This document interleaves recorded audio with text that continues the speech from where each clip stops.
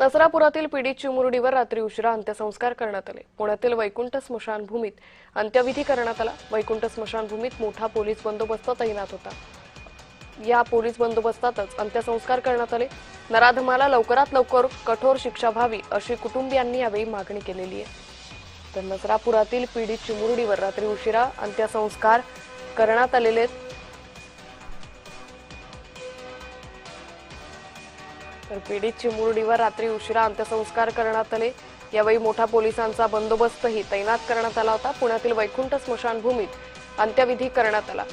तर स्मशानभूमीत यावेळी मोठा पोलीस बंदोबस्त तैनात होता। या नराधमाला कठोरात कठोर शिक्षा व्हावी अशी मागणी या ग्रामस्थांनी केलेली आहे। खरं तर या सगळ्या घटनेनंतर नसरापुरातील ग्रामस्थ हे मोठ्या प्रमाणात आक्रमक झाले होते। नवले ब्रिजवरती त्यांनी ठिय्या आंदोलन केलं होतं। यावेळी खरं तर पोलीस आणि या ग्रामस्थांमध्येही काही प्रमाणात शाब्दिक चकमक झाल्याचंही पाहायला मिळालं होतं। त्यानंतर पोलिसांना अखेर 3 तासांनंतर हा ठिय्या आंदोलन मागे घेण्यात यश आलं। त्यानंतर आता या नराधमावर कठोरात कठोर कारवाई व्हावी अशी मागणी सातत्याने या ग्रामस्थांकडून केली जाते।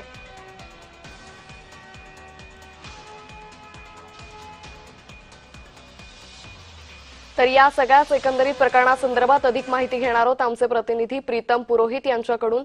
प्रीतम, सगळ्यात महत्त्वाचा मुद्दा हा आहे की या सगळ्या प्रकरणातला आरोपी भीमाजी कांबळेवर यापूर्वीही 2 गुन्हे दाखल होते। त्या दोन्ही गुन्ह्यांमधून सबळ पुराव्याअभावी त्याची निर्दोष मुक्तता झाली होती आणि आता पुन्हा एकदा ज्यावेळी सगळे पुरावे पोलिसांकडे आहे, सीसीटीव्ही फुटेजही समोर आलेलं आहे, कारवाई कशा पद्धतीने पुढे सुरू आहे?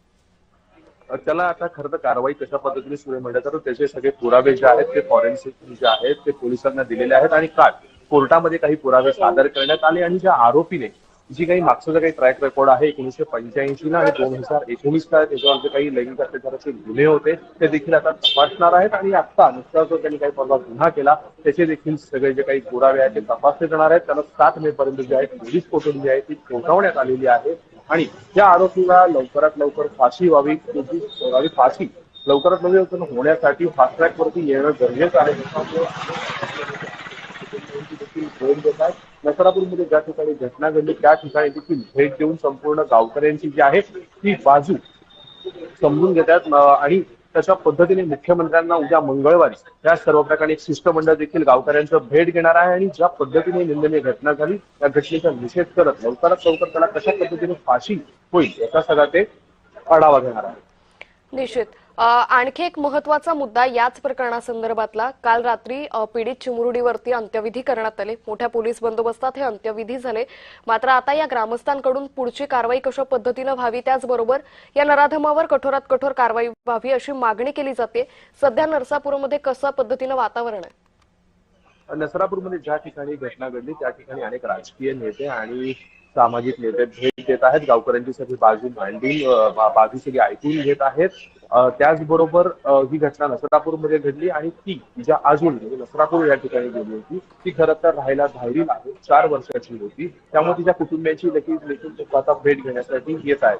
मात्र याच्यामध्ये 2च मुद्दे आहेत की आरोपीला लवकरात लवकर आमच्या ताब्यात तरी द्या, तर फास्ट ट्रॅक वरती केस चालवून त्याला लवकरात लवकर फाशी द्या, कारण त्यांनी हे 3रं कृत्य केलेलं आहे जे लैंगिक अत्याचाराचं आहे आणि याच्यामध्ये ही बालिका 4 वर्षाची आहे। त्याच्यामुळे 3रा आणखी कुठलाही मुद्दा उपस्थित होत नाही। लोकांच्या सर्वत्र एकसारख्याच भावना आहेत की त्याला फाशीची शिक्षा द्या।